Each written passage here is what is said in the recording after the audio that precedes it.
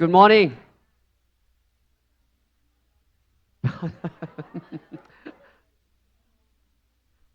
Tăng hải là. Biểu bữa tê chung biệt tôi là. Đã mà nhé, đã mà tông suy. We have a few seats up front. Tăng là bữa yếm có mà na hải à? Cái hải à?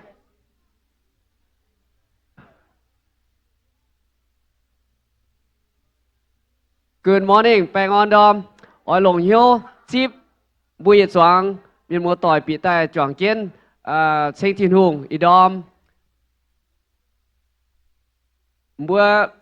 yếm mèng và kèng đảng tê. Đó mà tông như ồ, con muốn kèng mà tông nào. We want to welcome everybody to First Iu-Mien Church, Sacramento. We're happy that you are here to celebrate Easter with us. So if you may have a seat, we got a few seats up front.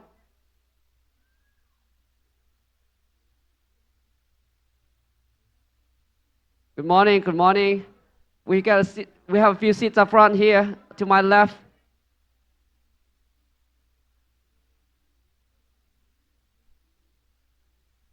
Take a few minutes for everybody to sit down. Đầu tiên sẽ hồ phun bữa, tôi chàng suối ọ.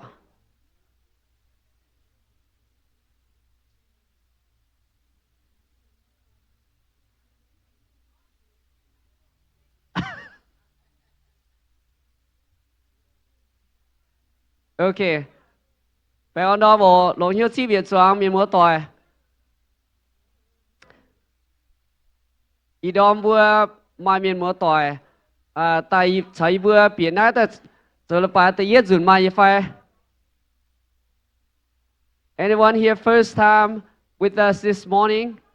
We want to welcome you. Would you raise your hand? I know there's a few of you. If this is first time for you, please, can you please raise your hand so that we can welcome you? Okay, Okay, tìm quý hòa tua ồ. Ta muốn hại ồ. Okay. Okay, how about this?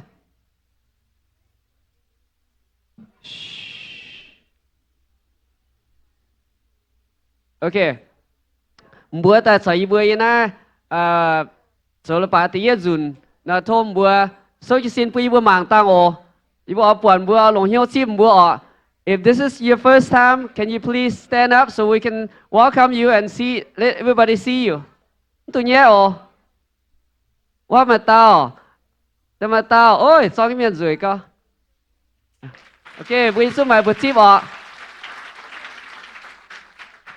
Yếm cô như thế, yếm tì nằm kịp bang ní mà như phải. How about a guest from other churches?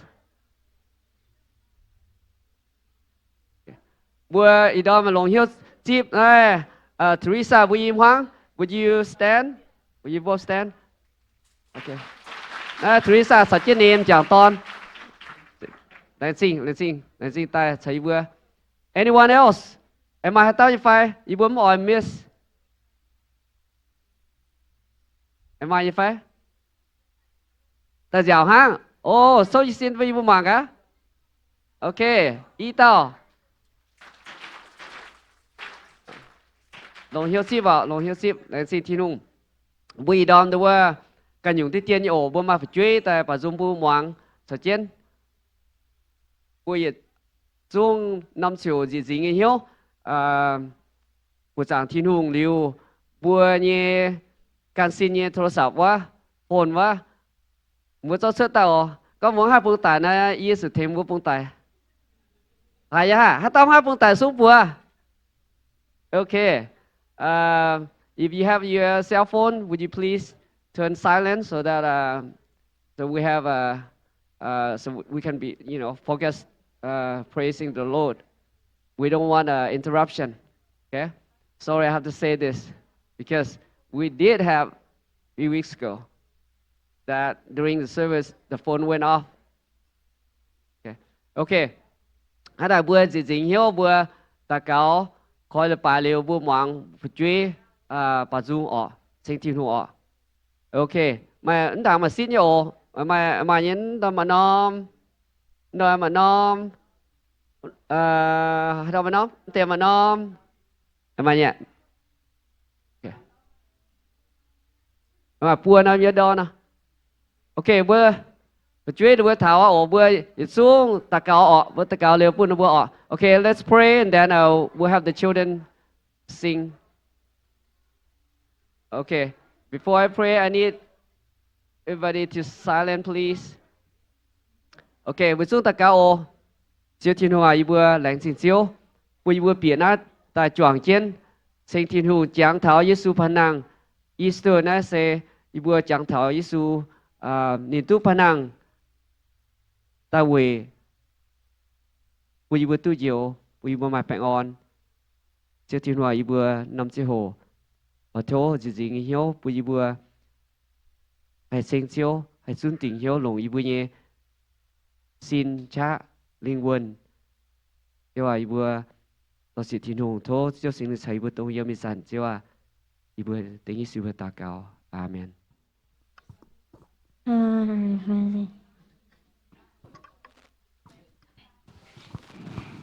My name is Madeline. I'm 5 years old. Just turned 5. And I got a brand new haircut. I always wanted a brand new haircut. Alvin.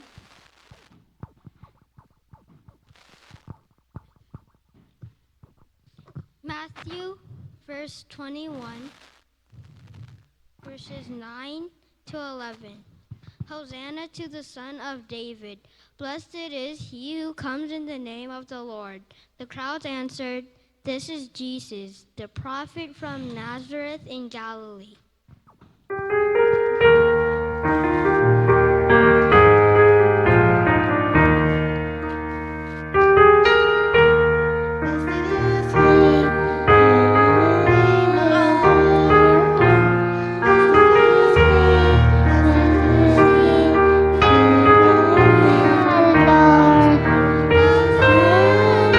The Son of David,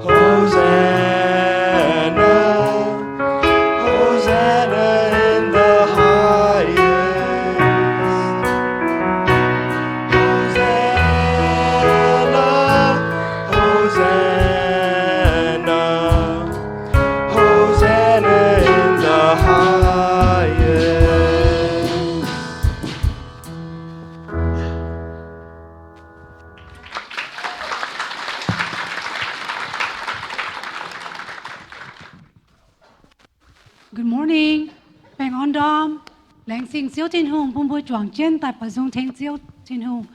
in hỏi bùa xin Iu-Mien sẽ kinh mai on lọ ya sẽ kinh mai thế ya sẽ kinh mai mà làm khảo tông về hết tiêu về bây giờ diệu thiên hoài diệu Isu anh năng tài Amen แต่ว่าโทษมันบัวให้สู้เตะสู้จิตสินแต่ถ่ายรูปเปล่าจงเทงเจียว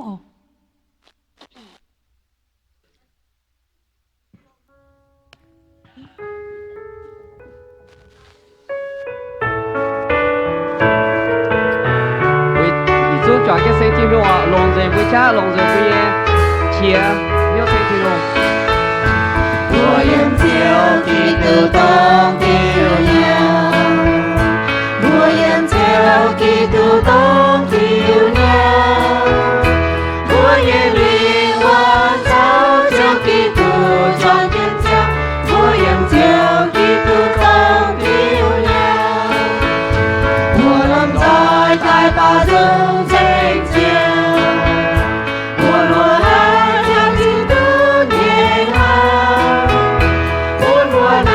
全部不容烈烈牛，我用手基督当照亮，我用手基督当照亮，我用手基督当照亮，我的灵魂照照基督转天下，我用手基督当照亮。大把中成就，我落来就基督耶和，我若难见我不能烈烈酒，我用酒基督当照亮。 Amen xin thiên hùng ạ bùa bỏ trên sen chiếu bùa lồng tế sẽ hồ chọn trên bùa giảng thiên hùng ạ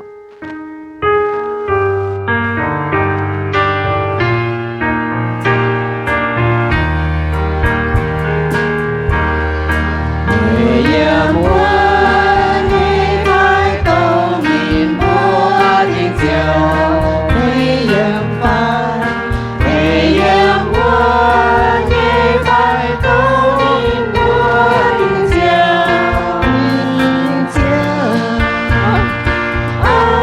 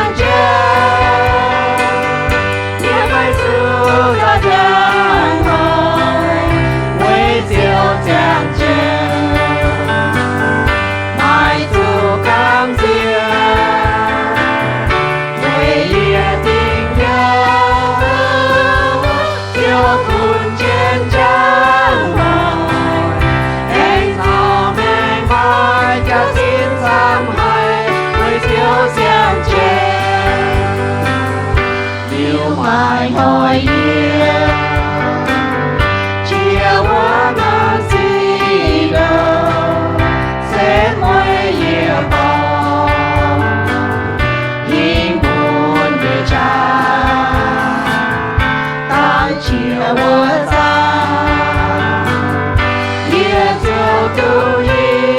切，也不求你让俺也有度你走路，我不要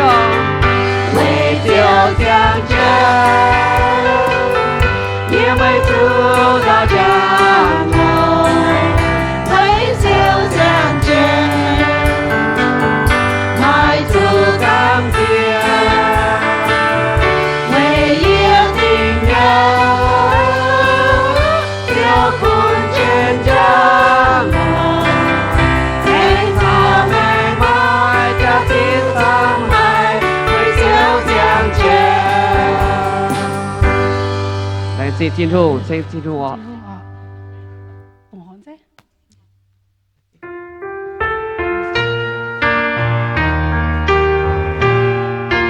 Có chuyện đó không?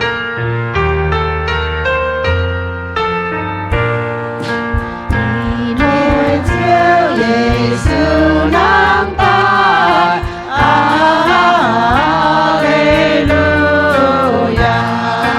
Nhìn theo thủy trái lòng rồi con,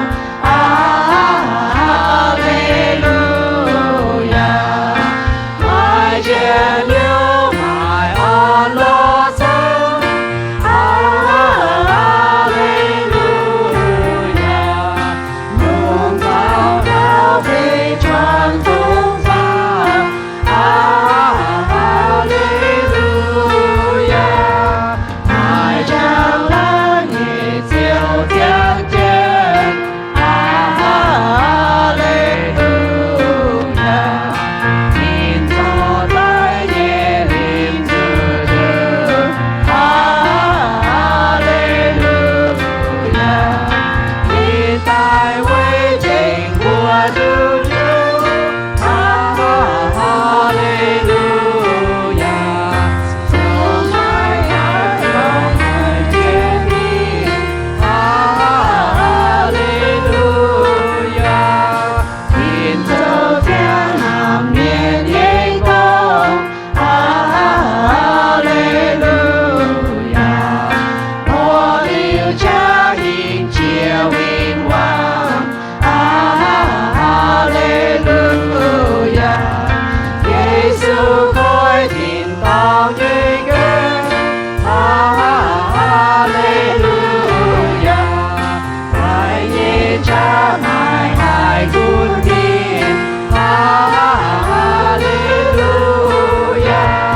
Hiệp mùa khao Giêsu giáng thiên, Alleluia. Địa ôi cất trên chiều Giêsu, Alleluia. Tiếng ôn nhu thảo địa thiên sư, Alleluia. Cả đời hai pháo tin con, Alleluia.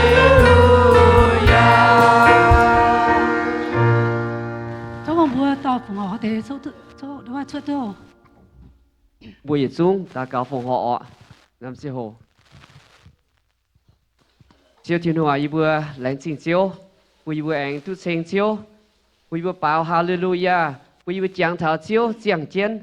siêu hòa y vừa lãnh trình siêu ồ bùi vừa tu cập xuống này sinh siêu giảng thảo siêu tại mình nàng tài siêu hòa y vừa tổ chức thiên hùng y sản y vừa cập xin cam hiếu phòng họ siêu hòa số thiên hùng xây phúc bên ta tàu tu siêu như phú tỏ sám chia lãnh xin thiên hùng siêu à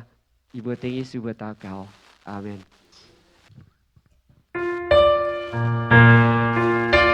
nghĩa rằng nàng ta ye diệu chiêu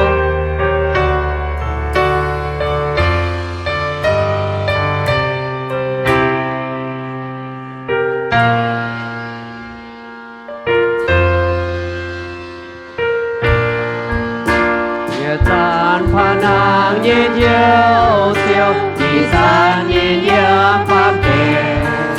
ye hiếu nên chưa chia sang trên mai chia nên có mai nhu ye mùa tu nên ye em sẽ mọi hai nên phong ye hòa ye ỏi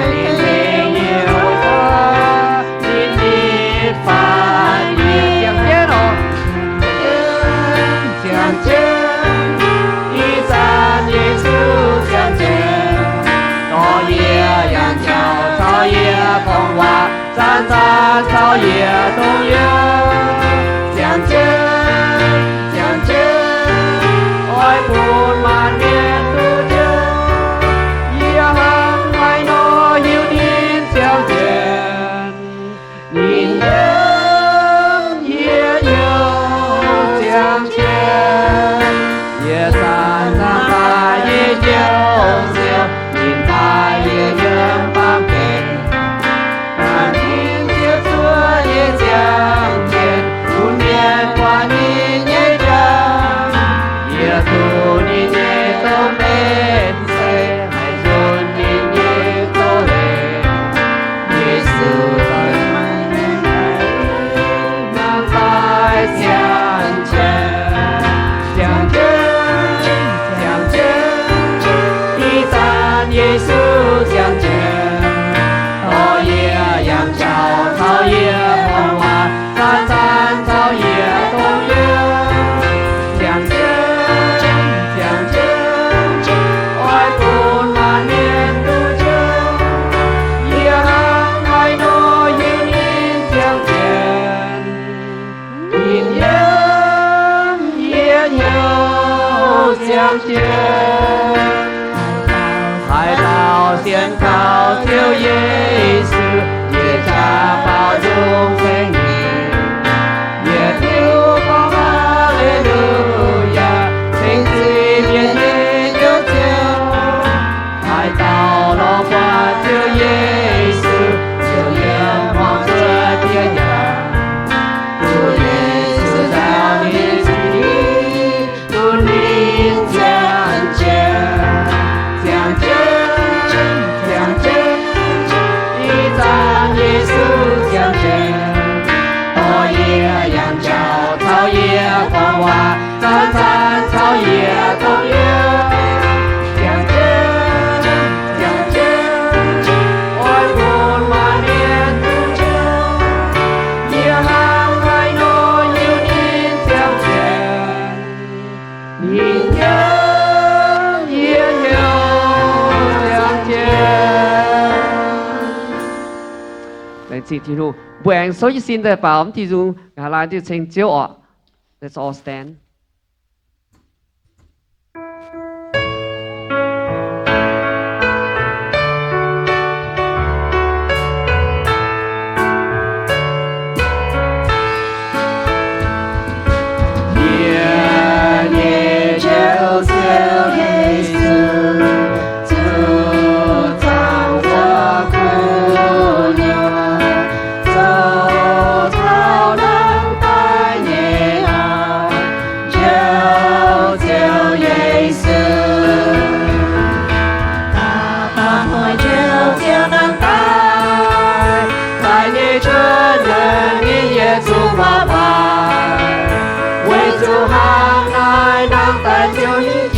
Sa tan một nhiều vua từ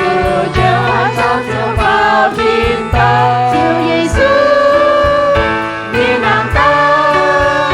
Hallelujah chiều nàng ta ai cho nàng ta chiều Giêsu đi kia trong thế gia hoa mai tiền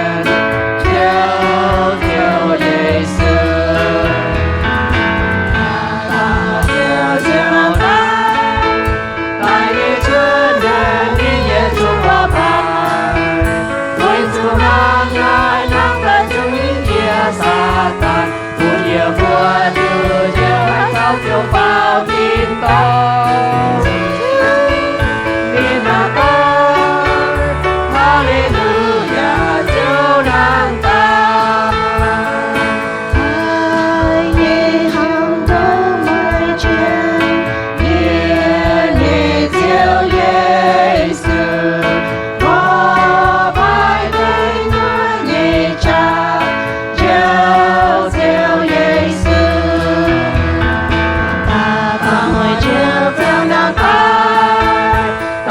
chân đời đi nhẹ xuống hoa bài quay xuống hàng ngày nàng ta chịu ý chia xa ta một nhiều vua từ chiều ai cháu chưa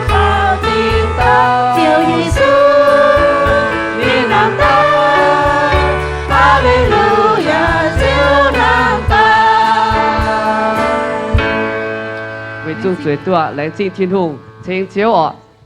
hiện nay mình vừa chỉ nghe hiếu món kinh sâu món thiên hùng như hòa ọ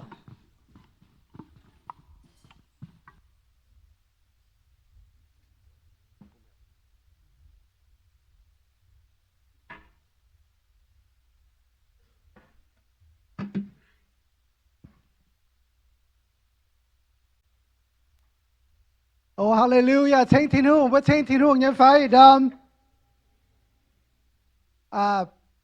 Tông ti tiêu dung, in hỏi đâm tức bảo nhé. Thế bên kinh sâu như hòa, thế nhân phải.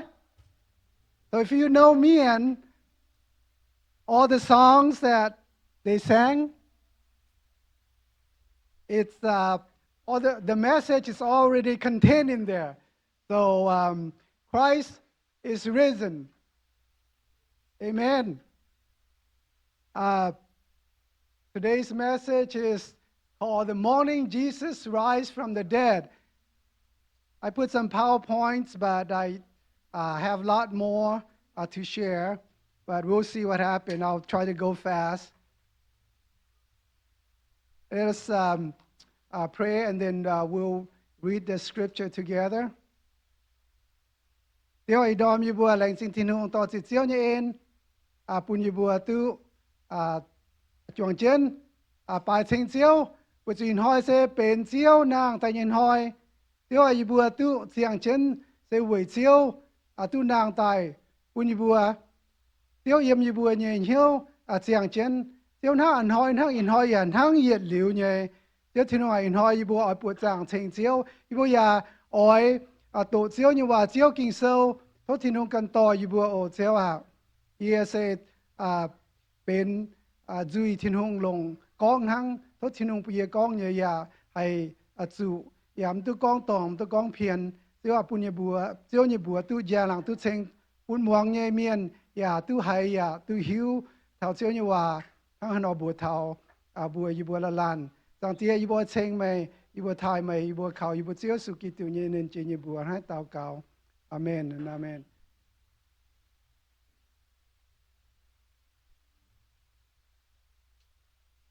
อาตั้งบัวกันเทียด้วย move the PowerPoint so อาตั้งnext screen บัวแรงจริงบัวแรงจริงบัวจุ้งจะปังเมียนมัวต่อยตรงบัวเนี่ยแค่เมียนอย่าเจตายจวงเจนเปียปลายเชิงเชียวเนี่ยอินหอยจะเป็นเจียวสูนางใต้เนี่ยดอมเกี่ยเต้าน้ำเลยปลายบัวตู้ปวดเท้าเจียวสูเกเจนมาลีเปียเยรูซาเล็มซิงเวจุกินเซลดังบัวดังเมียอย่ามาเมียด้วยเนี่ยเชิงทินหงกินเซลของนินต่อเจนเจียวสูนินต่อเจนเจียวเอ็นอย่าแปลงอ่อนยันปุนเท้าได้หยุดจุ้งจวงเมียนนินเซปูนบหิวเท่านินเซเจ้านบเยคงเตียมป่าเขาช้ำมาเมียนอย่าปลายอย่าเชิงเจียวมป่ามาเมียนช้ำอย่าไม่เจียนินอย่าไม่จิ้มนินเดี๋ยวจะมีอีปวนหอยทั้งนินอย่าจุเจาะอย่าจุมิงติงเจนเยี่ยมเจ็บจางจ๋าเดี๋ยวอย่าจุเปียบเจนอินหอยเป็นเสียสุนางแต่อินหอยจะเป็นหลงเจนให้ปุนเถาบัวเสียนทุ่งเมียนสกอมไม่เสียสุนางตายหุ่นยงบัวเนี่ยเสียนฟิล์มอย่าเป็นไม่ลำหลงเมียทั้งนออินหอยกินเซลบัวโตเยี่ยมลูกาอันนี้จะเฟยจางแต่เย็ดเท่าเจียมเยี่ยม We'll be reading from Luke 24 verse 1 to verse 12. I have English on there also. We'll be looking at what transpired on the morning of Jesus' resurrection, the first day of the week. Vừa mai kinh sâu nhất tổ yếm đó Luca tự yết giang thật chứ nhất tổ tự yết như sẽ phải giang tự yết yếm thảo quân nom lên bài ta nhìn tự yết hỏi lùng đòm diếu nhỉ lùng biểu biểu giang thắng vua tìm xía ton to chiến nín vua bên ta nhảy địa đàng mình Giêsu nhảy châu thảo vua buộc bẹ châu keng vua khoai là bia gọi mía nên bùa chiều bìa mình mang mấy bùa chiều như xây nên bùa sâu trên vuông hăm mấy mình bẻ liêm dây mai y lan miên dụ chiến lùi hậu chàng chàng như sâu chiến nên bùa như cả lên next screenว่าเต็มเสียตอนกำเสียหายเสียวพัวเจียดาวนายแต่อีลานเมียนนายนินบัวไม่บัวไว้ให้ติวตายนายจันตายเยี่ยมเนี่ยตองหล่อเมียนนางเมียนนินไม่เยี่ยมนายหล่อนินนางตายอะไม่บัวไอจูจังเท่านินเยี่ยมกาลิลีวัวจันก้องบัวไม่บัววัวเตว่านินก้องเยี่ยป้าเมียนเนี่ยตอนไอจูจิวปุนเมียนวายเมียนต่อมิ่งติงเจ็บอย่างจามป่าแต่ฟามน้อยแองนางใต้วัวเตว่าเต็มเสียตอนเสียวจางสู่เยซูเนี่ยว่า next screen เยี่ยมเจ้าส่วนมิ่งนินบัวเจาะนายเตเหยียดจุ้งสี่บัววัวเตเจียบเยี่ยเต้ากงโจเฉากะเลนเนี่ยจวงเมียนบัวกงโจบัววัวเต็มเสียตอนตรงมักดาลามงวัวเต้ามาริยาชาวโยไอนายากอบเนมาริยาแองชาวนินบัวใต้วัวเต็มเสียตอนปากงโจบัวไม่เสียนลายในเต็มเสียตอนละกวยกองทั้งปาปีเตจีสินถิวเจียนมิงเถาเจ้าโดเจียเชียบมังคุงปวดเดียตามทั้งนินเซียวเตากางสวนอย่าทำไม่เม่งแปะนายตีสี่ไม่ให้ยุ่งชวดตรงเสียสูนางตายวัวดอมออก we just read a look here and just want to recap real quick in English on the morning that Jesus rise from the dead we find in Luke here the recorded there were some women at least 5 or more of them that went to the tomb. So they headed their way to the tomb, and when they got there, they found the tomb was empty, and they were perplexed. And suddenly 2 angels appear and told them, "Why do you seek the living among the dead? He's not here; he's risen." And the women then, well, at least one of them went and told the disciples, and others went and told the rest of the disciples. And when the disciples heard, they thought it was a fairy tale, and they didn't believe. And John, the Gospel of John said that Peter and John, the 2 disciples, they went and to the tomb and found the tomb empty. So that is a recap real quick in English. But we'll look at what transpired on the morning of Jesus' resurrection. Bữa mang tới thảo con mà hay nhung suốt yếm chiếu su nàng tại bữa đom mai mà tìm xia ton the chỗ mai pia lan phá mèng mình vua châu kim mình vua tông bữa piop chiếu su nhẹ tòng mà tìm xia ton bữa tu yếm vua tông chiếu su tu tiếng tải chẳng hồ mà tìm bữa tu yếm vua tu buột liu bữa hiếu tu thảo con Joseph of Arimathea thảo Nicodemus bữa Ilanต่อ chiếu su nhẹ say mình chẳng vua nòm khuất nó tìm xia ton nó bây giờ tu buột yếm hà nòm tòng liu nó bây giờ duyên mình bền nhẹ địa đàng lo hại với chủ tiền nòm hoi này vốn hay cho công với tiền côngที่ควรยินหอยnóว่าเบนเสียงliu thảo ta farm dom nó tìm xia ton nó vừa chuột giao mình chiếu su nhẹ biop chiếu su nhẹ tòng vua nó tìm xia ton vừa hiếu tu chứ không mai lan vừa miền mùa đón phải vừa hoang tỏi đót vừa sking giao hại nó tìm xia tonอย่าฝิ่นหั่งยัยnó vừa nhẹฝิ่นแสงเจียวตรงnó vừa tuหายtu hiếuอย่าtu chảo yếm lao nó vừaยันห้ำเลี่ยมเซ่จังไหนดอดมิงnó vừaหั่งหนอ yếm the buôn ham the buôn ye ziking zu duan ye dot zing the buôn ye hope ziking mai the buôn hiếu ziking moon hai ham thong vài con suốt yi xiên con ấy đom the buôn miếng chéo miếng the buôn cho nhiễm chân miếng yếm the buôn ye Marco kinh sâu buôn bùa hiếu thảo con lò nọ nó tìm sĩ tôn nó buôn hâmถ้าnóมีเถาว่าเจ้าขวดว่าnóคอยตู้นอมหลับเปียแกงก้อยnó buônทั้งnó hâmเถาป่าnó buônมีเถาเนี่ยจังโหnóว่าปวดนอมเจ้าแกงจังไหนก้อยเมียแล้วnó buônเนื้อปุ่มสีมังกันอยู่ว่าปีมีมังย้ำปวดnó buônเนี่ยเจียวเนี่ยสินเมียnó buônเจ้าเนี่ยเจ้าทางnó buôn cho anh cao giàu chăm nếu muốn ham chân to chân địa đàng mình tháo rồi nhé anh chân sẽ su nhé say ra chân say liều nhiễm chân liều say goodbye liều tiếng thằng nó ní bữa giờ say nhé bữa bữa tháo bữa biết bữa hoang tỏi phải mua tỏi tháo làm tệ bầu nia chân hồ ăn bữa muối tụt suốt nên bữa giờ phiền hang nhé ham chân tháo bữa cho địa ra chân sẽ su nhé say liu nhiễm chân ruộtป่าmình tháo chân này mìnhปวดเมียทั้งในนอในบัวมันเปลี่ยนเหี้ยวในบัวสกิ่งทั้งไม่ทงเดี๋ยวยุ่งทั้งในนอยามโยฮันตรงเสียสูนินแก้งแต่เอเจงโหโยฮันตะลวดจางบัวเหี้ยวเถาก้องเสียสูบัวด่างนินการนินเมียนนินก้องบัวนินบัวมันเล่าไม่บัวมันปวดเยี่ยมันเล่าไม่บัวมันปวดเยี่ยไม่บัวสูดเจ้าเยี่ยมป่าปามเกณฑ์เจียนเยออนหล่อนี่กองทางน้อยเสปุนวิหิตถาวก้อนนี้แล้วสูดตายนบัวสูดเยี่ยมนบัวสูดเจ้าป่านบัวเล่าแอมปวดนี่นบัวอย่าแอมตู้เจียนเยออนหล่อ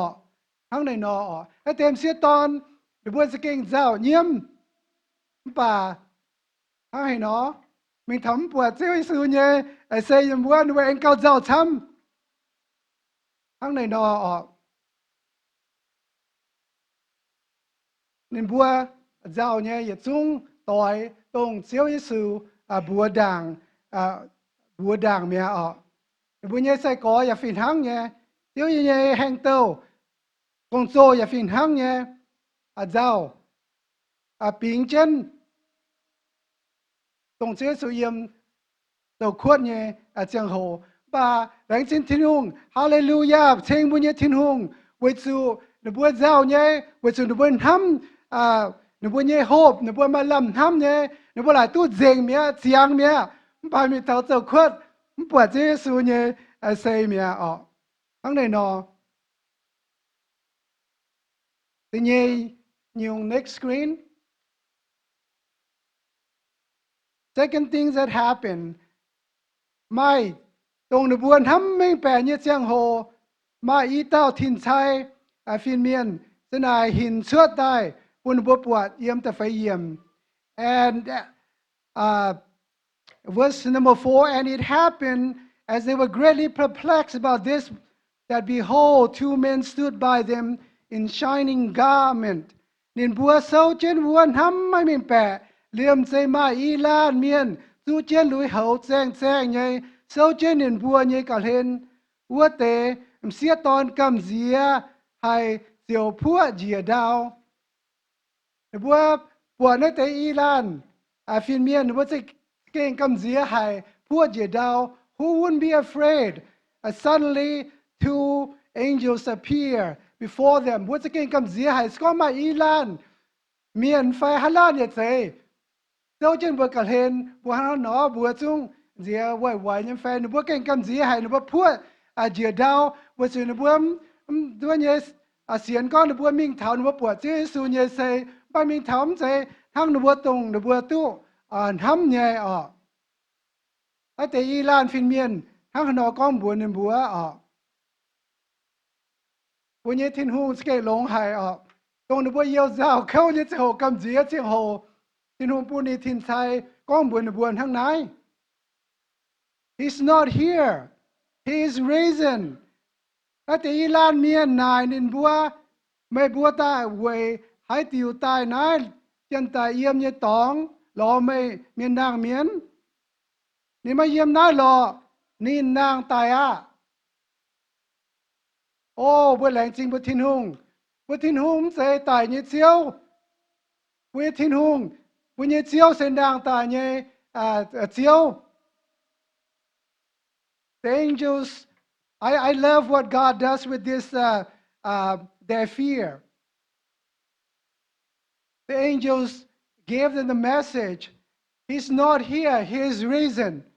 Oh, we thank God that Jesus Christ is not dead. He is not among the dead. They asked the women, why are you looking for the living among the dead? But Christ Jesus is not among the dead because he's risen. The angels have proclaimed to them. บัวแหลงจริงบัวทินหงเสียวสูนินเสตายเนี่ยเสียวนินนางตา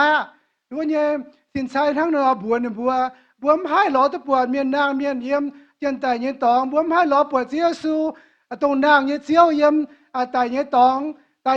เสตรงด้วยตายเนี่ยเมียนเยี่ยมทั้งนางเนี่ยเมียนบัวไม่เยี่ยมนาย We cannot find a living person among the dead. Only the dead is among the dead. Jesus Christ is not dead. He's risen. Therefore, we do not have to fear because death could not hold him down and the tomb could not hold him in. So, quất giảm hai ghé tu nín tổ trang dung vừa tu bảo con ở. So, quất giảm hai đứa nhé uốn tu nín trên với nhiều. Với chủ chia su nàng tài nín hình chia tài hình chia chui. ปุ่นบัวอย่าเป็นหิ่งเจียนเมียนตรงนบัวต่อเจียสุติงแต่ยำเสบจางจ๋าตรงในเย่วินว่างทำเช่นเสียงเมียในเย่แก่การในเย่เมียเนี่ยทำเช่นน่าเสียงเมียปะบัวแหลงจริงบัวทินหงเจียสูนินไม่เสียงนินตายมีปัวน้อยนางตายทั้งน้อยอินห้อยบัวไม่เยี่ยวเจ้าคนนั้นอินห้อยบัวไม่กำเสียทั้งในเต็มเสียตอนกำเสียบัวมสุกำเสียวัดสุเสียสูนางใต้บัวเยอะเจ้าทั้งเสียสูบัวนบัวป้าเมียนด้วยอ่านให้เย็นเยี่ยวมปั๊มบัวเยอะเจ้ามปั๊มบัวเยอะเจ้าอันก้อยเป็นเย็นเยี่ยวแต่ยังไฟบัวมาให้เต้ามาเยอะเจ้าคนนั้นเสียสูอ้อยก้อยบัวเยอะเจ้าเป็นเย็นเยี่ยวส่วนบัวไม่กำเสียเสียสูอ้อยก้อยบัวเยกำเสียเป็นเสียนเยเสียนฟิล์มวันยุงอ่ะ为主เจ้าสูนางตายบัวไม่จูกำเสียตายเยชะบัวอย่าไม่จูกำเสียให้ติวเวจูเจ้าสูปุ่นบัวอย่าแองอ้อยนางตายวันอยู่เจ้าสูนิ่งทางในนอกองเวจูเย็นเยเตียเยเอเซนทางไหนไอเต้าปวดนินเยตอนอย่าเสียนเขานินเยตอนวัวเต้าเจียวตู้เย็ดหลิวเยแมงเท้ากะห้าลายวนหอยเยียอ้อยปุนนินนางตายฮาเลลูยาเนี่ยไฟเอเมนเนี่ยไฟไอ้ตาอ้อยนางตายไฟบัวอ้อยนางตายไอ้จันบัวมิงบัวเนี่ยมัวต่อยไฟห้องต่อยเนี่ยเจ้าเกมบัวมาเยี่ยวเจ้าบัวอย่าเยี่ยมอย่าให้เป็นไปตู้ใหญ่อีกันเนี่ยแต่ด้วยเนี่ยดอดตรงอีหยังจะตายตรงอันหอยวนหอยอาจารย์บัวมีเถาว่าบัวสู่เจ้าป่าบัวหิวตัวเถาก้องตายยังมียังเมียนเสียนเสียวสู่ยังเมียนทั้งเสียวสู่แหลงเจ้าเนี่ยว่าบัวตรงให้เต้าเสียนเขานินเถาขาลายวนหอยนี่เองอ่อยปุ่นบัวนางตายยินเยแต่ตุเปียบเจนตุอีหยังปนิสินเซยมวนทั้งปนิลิงวนตุเถาเสียวสู่เยี่ยมเท้ากาลายวนหอยนี่ไงอ้อยปุ้นนี่นางตายบัวละลานวนเท้าบัวกวยเสจะหอบุญยศีนะจุดเปียบจนว่าบุญยลิงวนตุเท้าเสียสู่เยี่ยม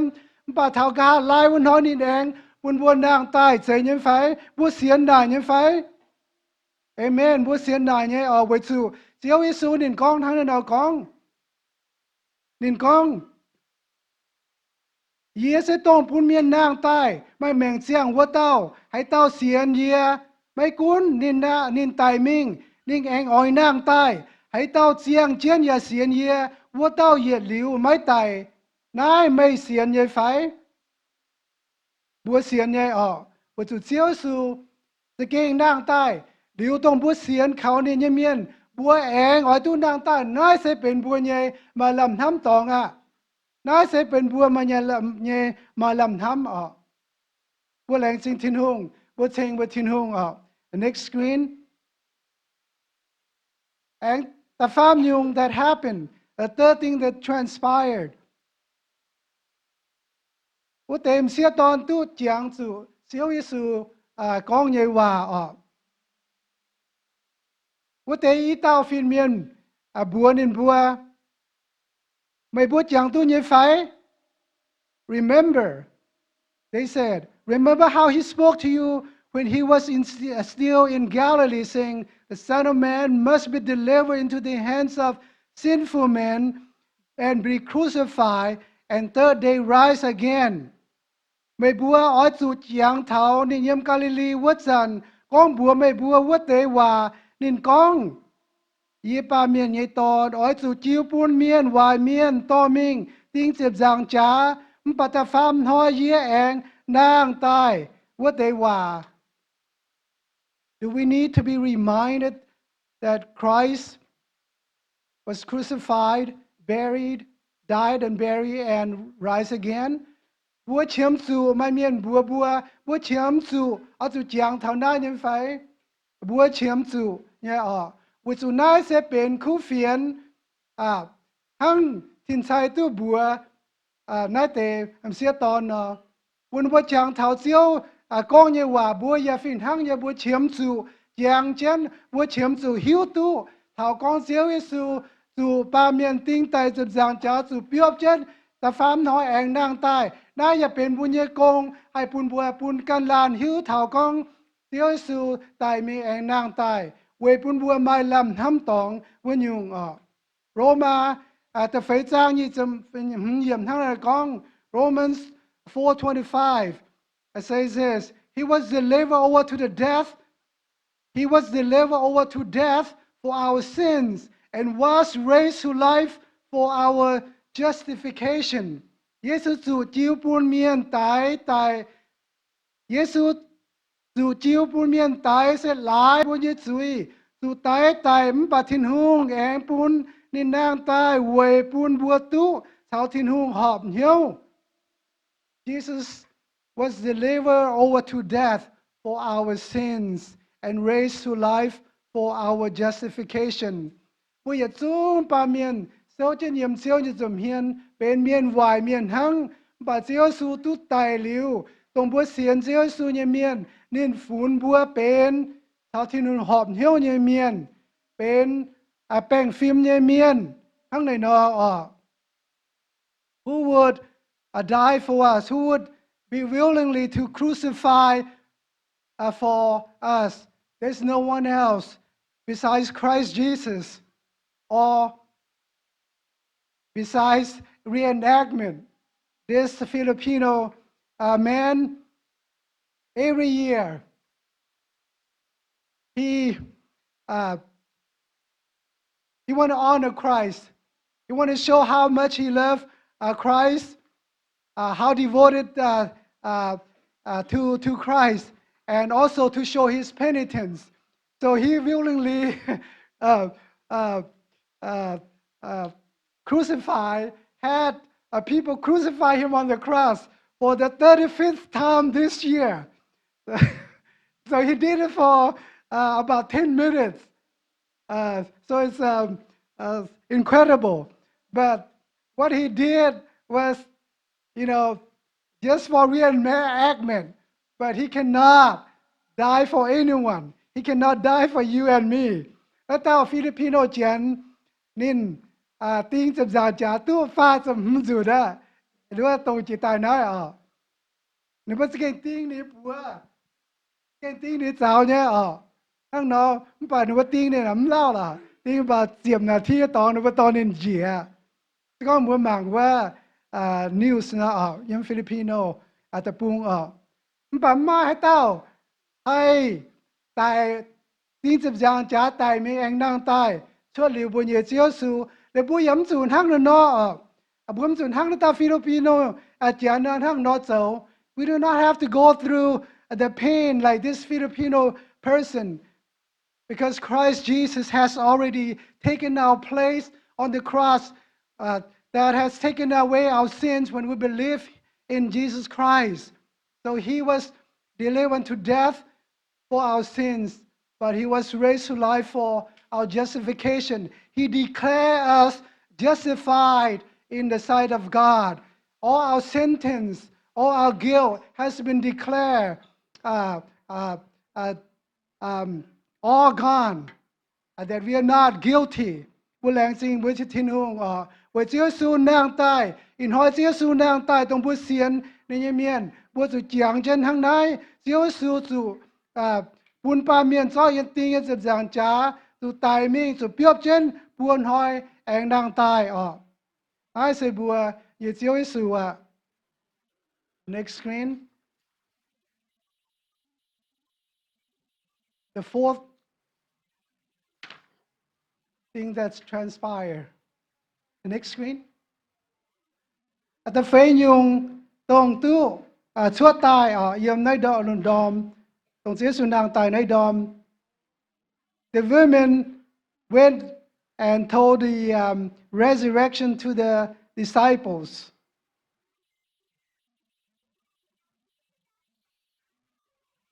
I love how God really honored the women. God chose to appear to the women to tell them that Christ has risen. God has used the women to go and tell the disciples about the resurrection. But the disciples, they were all men, the 11 of them. They did not believe their words because back in that time, they do not take the women's words. They just don't believe the women. Okay, so they take their words lightly. Bữa lành chính bữa thiên hùng sẽ kinh. Đối với bèn phim thiên hùng sẽ kinh. Time sẽ tòn sẽ tòn tu hiếu thảo. Tiêu su nàng tài ya bún bữa bữa tiêu nhẹ hàng tàu. Bản thể hàng tàu này bữa mới xiên sẽ tòn như hòa. Bữa su đàng này bữa mới xiên sẽ tòn như hòa này bữa lại mới muang bà nó thế đứa nhà em chẳng ton thì biết tao hàng tàu thằng là nó thì biết diệm nên con bà con cho bữa mấy xiên lại nó tìm xía ton là quầy con thằng. How many of us would believe that Christ is risen if we were back then? Nobody. I wouldn't believe either. Isan ya fin hang ya mà miền chăm nhé, ya xiên Giêsu nhé miền xiên Giêsu chén, con xiên Giêsu nhé bà, chọn mấy xiên Giêsu kinh nàng tai. Muốn ham tai mai nhé phải, mình ham tai mai nhé mà miền chăm nhé, chén chăm nhé con xiên Giêsu bà, xiên Giêsu kinh nàng tai, mà thế mới xiên. Em mà chăm nhé mấy xiên vật chủ nữa bữa ta mấy xiên em mà thế mấy xiên vật chủ nữa con đây là quay con câu hăng. But the disciples should have believed in Christ, believe in the words of the women, because Christ has told them many times that he would die and be buried and be resurrected on the third day. But they did not believe, or the word just didn't go into their mind, because they have other ideas of how the Messiah would come and would reign the world. So the idea was not incongruent with the words of God, the word of Christ. Bà Peter hang nó dấu ở trong nhà yếm ba Peter chia xin thiếu chân mình thảo châu đô dìa chiếp măng khung bột dìa tam hăng nên chiều tao gang duan yàn hâm mềm bẻ nai tế xì yếm Johann xin yếm Johann kinh sâu na bu bột thảo Mary Magdalene nên bột đôi nhé châu cái nhựa bột chưa sư nhé xin say nên thế này nín cái bùa đua nhé thìn sai nín thế này xiếp nhé hoàng có thiếu chân mình thiếu duyên thảo Peter thảo Johann bùa liu Peter thảo Johann Ilan thiếu chân mình Johann có nín thiếu cả xiếp tế nín thảo đảng mang liu cái nhua xiếp mang liu bùa chứ Jesus như thế nín bìa bà Peter em mình thảo vua Peter bìa cái nhua mang liu xuất tài nín em mang nên em bị mình mang liu bùa anh dùng nên con nên xiên John the Gospel of John has tell us that Mary Magdalene before the angels appears to their group she ran straight back and ran back to Peter and John and informed Peter and John that Christ's body was not there so Peter and John they went and ran to the tomb, and they went in. Peter saw that there was no body in there, and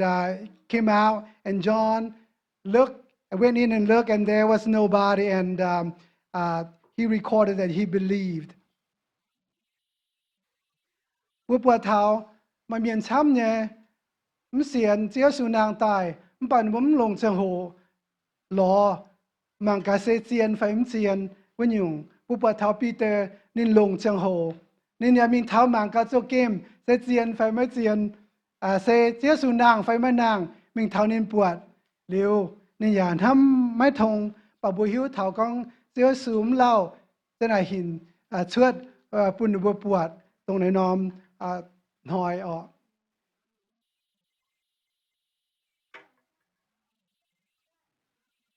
ว่าแรงจริงวิธีนุ่งแรงจริงเจ้าสกองบัวฉอไม่เสียนเจ้าสุนางตายบัวสุมังกามาให้ยงปุ่นบัวหิวตุเจียนกองเจ้าสุนางตายในไฟออกสกองบุญมังโตมังยันว่าลูกาหยิบสเฟยจางบัวยาหิวออก next screen we're almost done next screen เองตีนอมสกรีนเนาะโอเคกาไล่ปุ่นบัวหิวเท่ากัง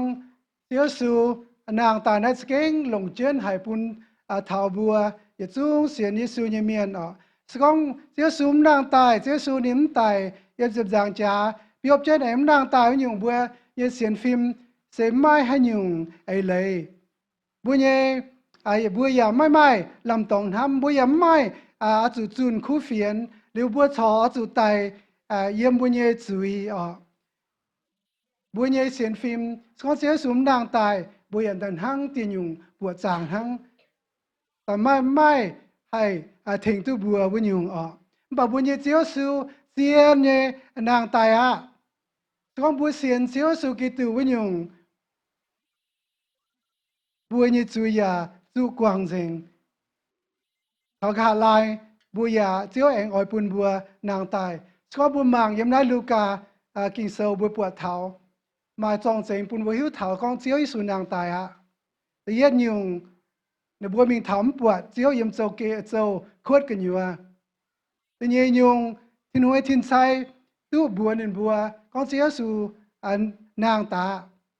แต่ฟาร์มยุงใส่กอบัวต่างๆในบัวไม่เสียนแต่เฟยยุงปีเตอร์การมิงเท้าตู้ปวดเจ้าเกมอีจานยะเจียงโหมาให้ยุงปุ่นบัวฮิตุกองเสียสุนางตายไฟอีจานเจียงโหปุ้ยเท้ากองเจ้าวิสิต้มชาต้มมหาต้มหันมาตรงบัวเสียนทินุยเมียนเทงบัวเสียนทินุยเมียนทิวบัวยแมงโลแมงเจียมยะบัวเสียนเจ้าสุเมียนบัวไม้เสียงแมงเสียงเอเลยเอี่ยมเสียวสุกีตูวันยุงนายต้มชาต้มหันมาให้ทิวบัวสิดังบัวทางบัวก้องบัวเป็นเมียนวายเมียนปัทินหงให้ทิวบัวเป็น miền lông miền chỉ đang bùa dấu xím giang hong bài sản thiên nông ở thiếu bùa bên dấu giang hong như miền buồm say bùa sang tại mình như chiếu bài tiền bà bùa xiên bùa nhẹ chiếu tông tại mình biop trên buồn hỏi anh nàng tại bùa nhung say nhân phải bùa ta tao xiên nhân phải bùa mà hai lan em nói cái nhiều cho vùng biên hiếu xiên con chia sẻ nàng tại phải con bùa mà hai lan em nói cái tự chia sẻ bùa mà hai lan em nói phải tổng cái tự chia sẻ ở xiên chia sẻ xiên con chia sẻ tại miền nàng tại hỏi bùa chia sẻ mà em phải chia sẻ nên tại sẽ về bùa chia sẻ nên thăm bùa thì nung nên thăm bùa nên làng xia nên nhầm mèng về bùa nên không hiểu bùa cho đưa nhung thăng tiếp nên tông này ở bùn bùaยังไม่nhung thăng này nó trong bùa tiếp để chia sẻ cái tiểu với nhung bùa nhẹ yêu giàu bùa cầm dìa thăng đó thì em xia toàn với nó thiếuเป็นอันให้ยินเยียวไม่จู่กำเจียไม่จู่กำเจียตายอันนี้ช้าไปจู่บัวตายสินเซทั้งปะบัวให้ตู้อย่าเหลียวเนี่ยแมงบัวลมจอตาเกาอีบัวทินตองเตียอีบัวเนี่ยเจียวทินงเจียวอีบัวแรงจริงทินงแรงจริงเจียวไว้จู่อีบัวอินหอยตู้จังเท้าเจียวนางตายอินหอยว่าจู่เจียวเสมเสยตายมิงเนี่ยเจียนปัดเจียวเสยตายมิงเปียบจนปูนหอยที่นุ่งอันปูนเจียวนางตายเจียวหิงเจียตายหิงเจียเมียนหิงเจียซาตานหิงเจียยิงยุงยิงชาหิงเจียจุยยิงชาเจียวอีบอมสุเยี่ยมจุยยิงชาอีบอมสุกำเจียตายวัดสุอีบัวตู้หิงเจียวัดสุเจียวสุหิงเจียตาเจียวอีบัวแรงจริงที่นุ่งแรงจริงเจียวอีบัวโทษที่นุ่งแต่จันปุยบัวจางเช่นเท่าเจียวเสร็จtại mình anh nàng tại nhà chiếu xây nhà liu chiang trên nhà chiếu chiang yếm y bùa nhà hiếu cái nhiều chiếu y bùa to chiếu lại xin thiên hùng thông thiên hùng coi là lan miền nhà hiếu tông hà lan tông tu chiếu nhà bùa tông tu chiếu cho nó nhà chiếu thông thiên hùng coi nó hiếu bùn bùa mà nằm chiang hồ hay chiếu cho nó chiếu bùn bùa hay tu nhà liu nhà mèng bùn bùa mà làm thắm chiếu y bùa to chiếu lại xin thiên hùngอีวันนั้น祷告เขาเจ้าที่นุ่งเจ้าสุญญบัวอาเมนและอาเมนไอ้จริงที่นุ่งไอ้จริงบัวมวงเยี่ยมโอ